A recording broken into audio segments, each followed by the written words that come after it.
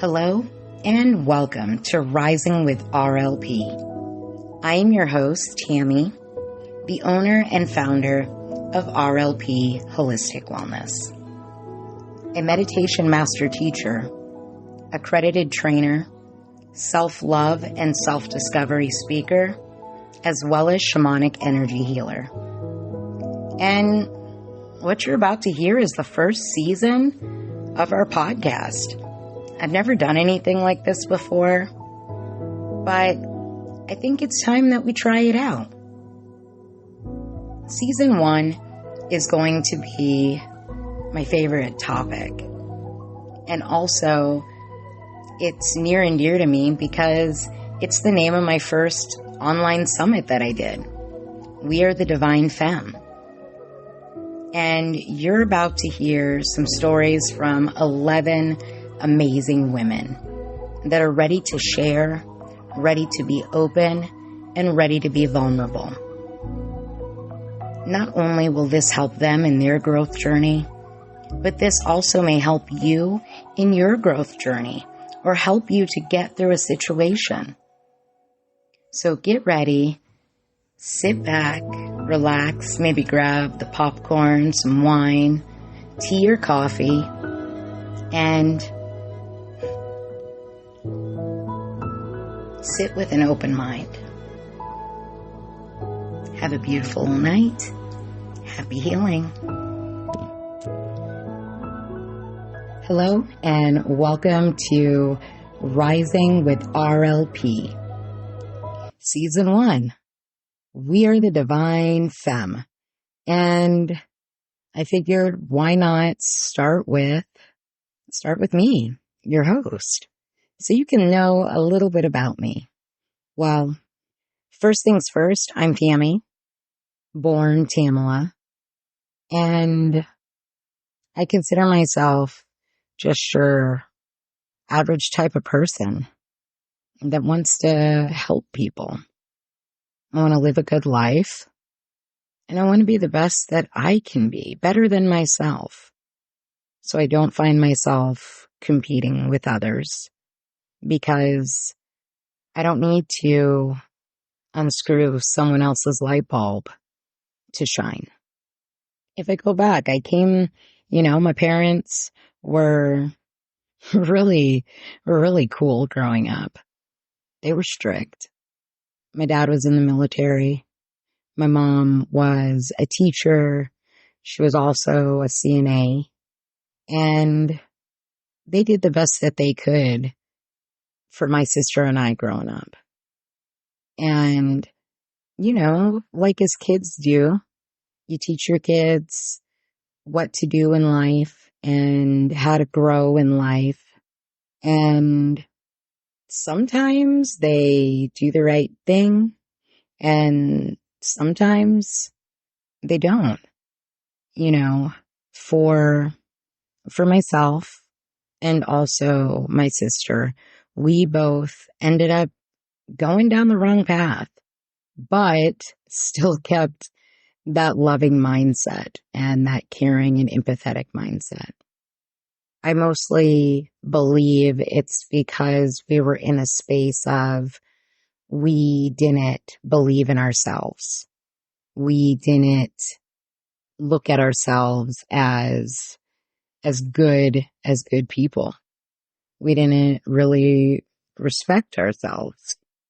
And I think that's where we came to this space of being addicts. So getting to it, December 15th of 2015 was the first day of the beginning of my life. And I call it the first day because that's the day that I checked myself into a holistic rehab.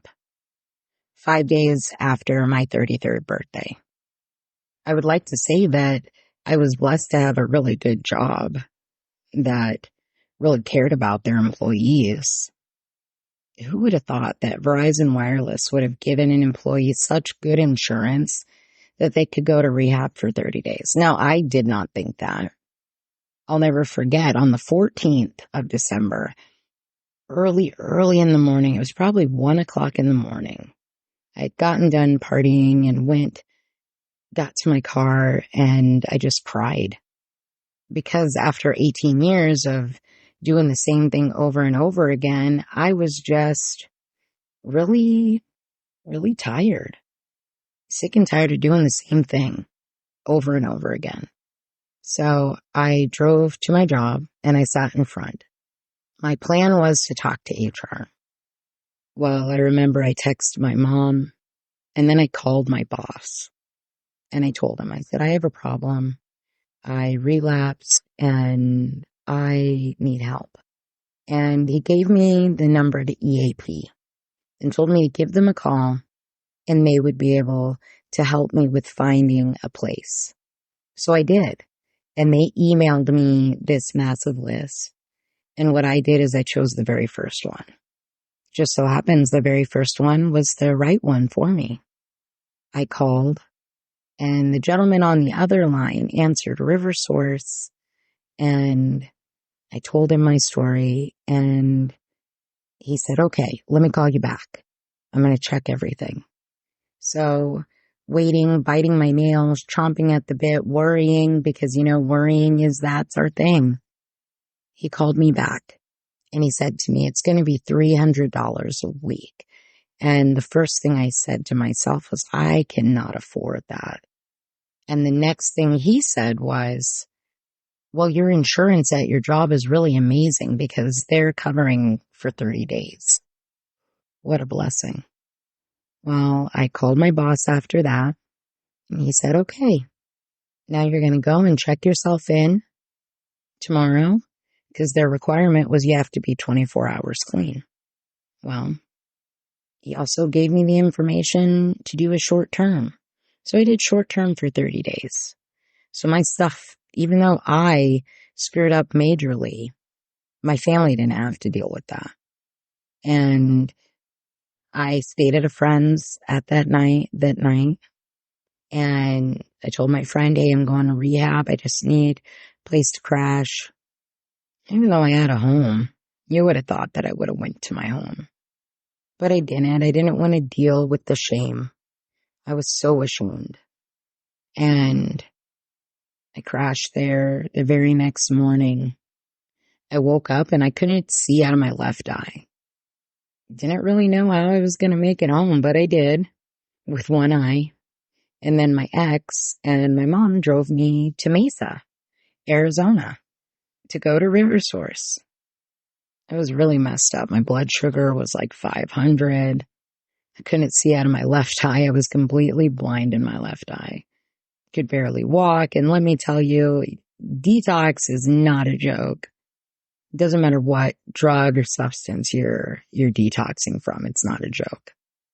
So for 7 days, I couldn't leave the bed. Well, on that 7th day, when I woke up, I was able to see. And I ran through the rehab telling everyone that I could see. I say 7 days that I was in bed because they made me stay in bed stay in bed. After I ran through, they were like, you go back and lay down. And I was so grateful in that moment. Then the very next day I got up and I was ready because I wanted things to be different for me.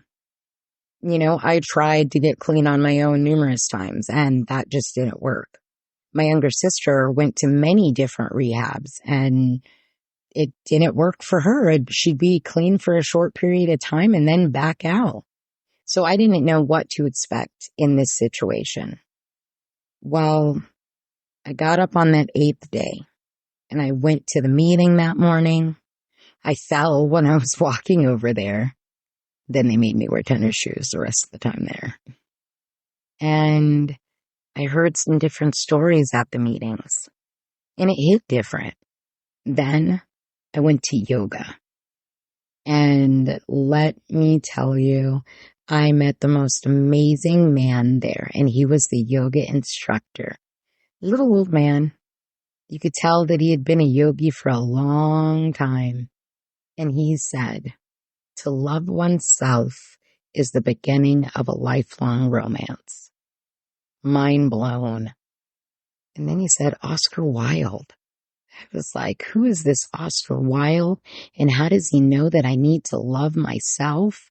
And who is this little old yoga man Dwayne, by the way, that knows that I needed to hear this in this moment? It was like he had a light shining on him.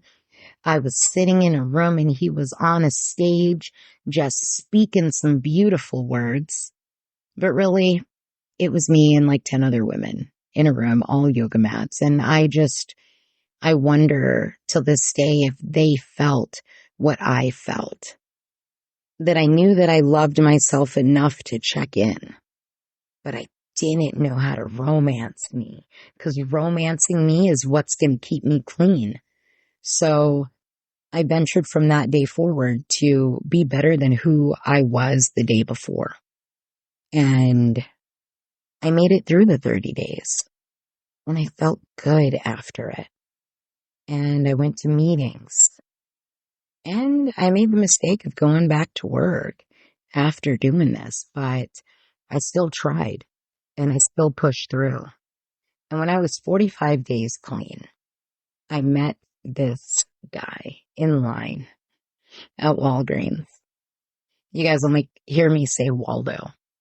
Yeah, that's the guy. Dated him for 4 years and then married him. I remember I was messaging him and I said to him, I have to tell you, I've only been clean for 45 days. And he said to me, I'm a felon. We all have problems. We've all made mistakes. And that was the first time that someone helped me see that making a mistake, it's okay. That we are people. And as people, we will make mistakes in our lives. And then we had our first date when I was 60 days clean. And been together ever since. 8 years. Married for 3. And I couldn't be more grateful. He supported me through some hard times. I had a complete nervous breakdown when I went back to Verizon. And it wasn't working for me. Being in that position, being in that atmosphere, you guys that have been through rehab and been through recovery, you understand what I'm saying is that you can't go back to the life that you left. And I loved that company, but it wasn't for me anymore. And so after that nervous breakdown, I ended up going to therapy. And after going to therapy, my therapist was like, you can't go back to work. Now what am I going to do? So I tried to be a beach body coach, and that was awesome. Well, yeah, it was awesome. My only client just so happened to be my mom. And let me tell you, she's still 150 pounds down. So I did what I was supposed to do. Then I tried I was doing the, what do you call them? Paternity test. So I would be the swiper in DES. It's DES in Arizona. On the east, though, I've noticed it is social services, depending on where you are. So I did that. And then I went through this moment, which something that I was used to, but not this long. I went completely numb from my waist down. So you can only imagine. I was not able to hold my anything. So I ended up having to go to the hospital. The reason why I went is because it went on for 2 months. And, my dad passed away from heart complications. So I started to get scared. And so I finally went. And when I went to Banner on Thunderbird. I'll never forget that, on Thunderbird Avenue. And there were 2 doctors, a male and a female. Now, the female doctor, she understood, and she's like, hey, I'm going to get you an MRI. had the MRI, and as I'm sitting in the room in the ER, the male doctor comes in and he said, well, so far it doesn't look like anything's wrong with you. And I hope this ER doctor hears this, because I'll never forget when the female doctor came in, she says, you have multiple sclerosis. And this male doctor, who I just got done telling I would not be here if there was nothing wrong, he slid out like a slithering snake. Let me tell you, some doctors, hey, guess what? They're like that. They mistreat you because they just think that they know everything. We all sometimes think that we know everything. People are people, man. And I don't shame him. I just know that I hope he doesn't do that to anybody else. I hope he never did. Because if it wasn't for that female doctor and the neurologist there, I probably wouldn't be walking. I told them, I said, I'll be back. And I went back a couple hours later and they checked me in. And I found out a little bit about MS, which I don't know still till this day really about MS, because they tell you that it's possible that one of your parents have MS. Possibly it's your father. Well, it was my father's family. It's possible it's your mother's or your sibling has it. Well, I'm the sibling that has it. So, well, let's fast forward though to 2020. Well, 2020 was interesting because you guys know the vid. Let's talk about it, the vid. And, my family and I, my mom and my husband, they worked really hard and really, my husband, he was basically carrying the both of us. And my mom was like, she came for vacation to Maryland, where she's from, and loved it so much. And when she came back, the first thing she said was, I want to move back home. And I said, yes, we're going to move back home. And she's all, really? I said, yeah. We talked about it after you were gone for 2 days. And Waldo said you would want to move back. And his exact words were, you can not pack your shit if you want to. But I'm packing mine because I'm moving. So we moved from Phoenix, Arizona to Maryland. And the space that we moved in Maryland, in Hagerstown, I haven't been here since I was 9. And we went through just like a journey. Let me tell you, it was vid. People were on lockdown. When we got here, 6 days later, the whole country shut down. And we were trying to find a home. Well, we found one. But we were also all in a place of just, wow, the vid kind of put a lot of people in depression. And I started doing something on Facebook called connection dates. Started with one of my friends who ended up becoming a life coach. And she invited me to be one of her, sample clients or test clients. And I did. And it was really awesome. And, I swear she probably thought I was crazy, that my goal was I just want to help people. But let me tell you, 4 years later, I have started RLP Healing is what it started out as. We were just doing homemade, homegrown organic tea, custom handmade macrame plant hangers, and bath soak. Well, let me tell you something interesting. And you guys are going to be like, okay, now I see why she's like people are people. Well, the third day after launching the page on Facebook, I'm driving home from dropping off my husband. Mind you, it's 3 minutes away from our home.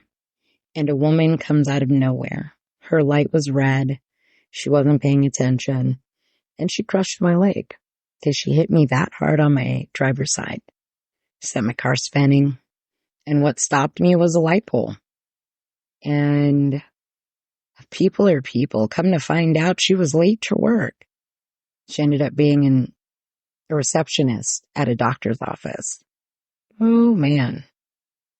Let me tell you, that was a very interesting thing, taking my mom to a doctor's office, and the woman that hit me is sitting in the front.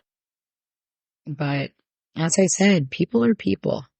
Not mad at her because maybe, I needed that moment because RLP healing may not be RLP Holistic Wellness now. As I was sitting, my mom always said, if you see it 3 times, that means it's meant for you. And so I kept on seeing Reiki everywhere. Reiki, Usui Reiki everywhere. And I finally joined a class and ended up becoming an Usui Reiki master. But in that moment, all of a sudden, it was a wild, things kept on coming in. Then I finished my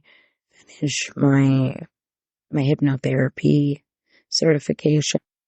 I end up doing I'm going back, I went back to college. Mind you, I have a degree in culinary arts that I got in 2005.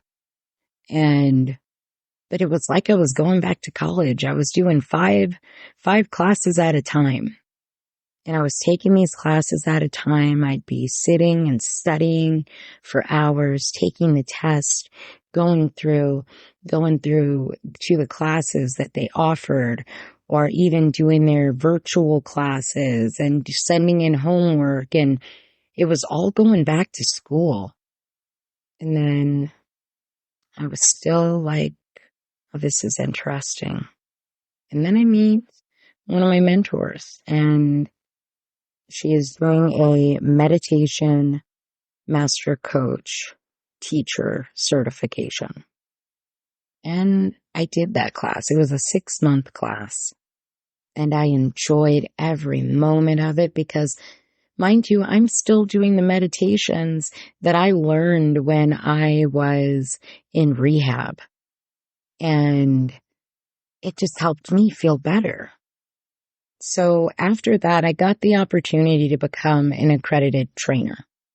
And I took that opportunity and built my own class because I didn't want to be the only one doing what I was doing.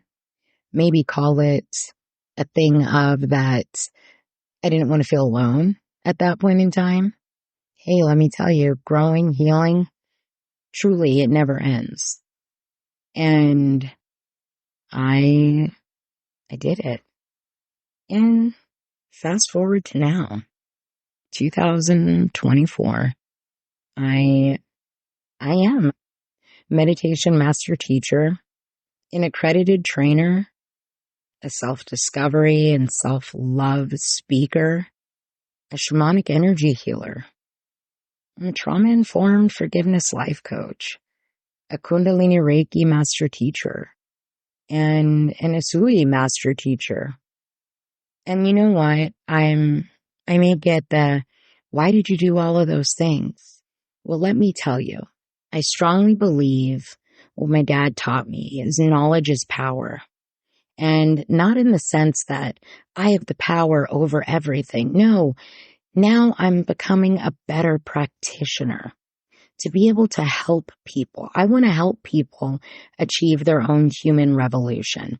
And this is something that I've been doing. I have students, I have clients. When people take a class with me, not only are they learning to help others, but they're starting with themselves. My number one rule is you are your first client. It starts with you. That's what I tell my coaching clients. It starts with you. The self-love, the self-acceptance, the work you put in, it starts with you. Changing your mindset, changing your thoughts. Your human revolution is a space of joy, excitement, and love, and not to the point to where, oh, now I don't deal with life. No, life is going to life you no matter what. Life does life, and guess what? We just got to deal with it. But our reactions to the way that life is lifing is what's going to make life better for us. You know, my little sister passed away last year on the 12th of December. 2 days after my birthday, 3 days before my 8 years clean. And let me tell you, I was in a space of where I was ready to go into depression. But all I could hear in my head, all I could hear from her was, bitch, are you really going to be like giving up all that hard work that you did? And if you knew my sister, then you know, because that's the way she was. She would have never let me give up. So what I say to people is life and people are people. And as you grow, as you heal in this journey called life, it gets better. It always gets better. So thanks for listening to your first of We Are the Divine Femme. Again, I am Tammie.